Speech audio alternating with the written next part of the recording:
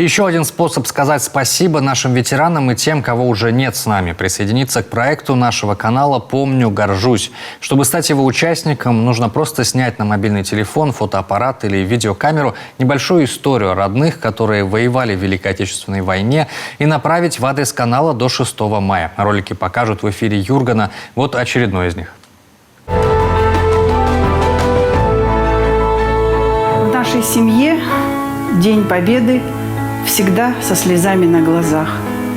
Мой дед, уроженец села Пашга Сыктывдинского района, Мелехин Александр Михайлович, призван был на фронт осенью 1941 года и погиб в боях под Ленинградом осенью 1942. Мы очень долго не могли найти место захоронения его братскую могилу. И благодаря поисковому отряду наследия гимназии искусств мы смогли все-таки отыскать, где захоронен мой дед. В память о своем деде я иду вместе с ним в бессмертном полку. Моя бабушка Анна Дмитриевна всю жизнь ждала своего мужа, храня ему верность. Я помню, я горжусь.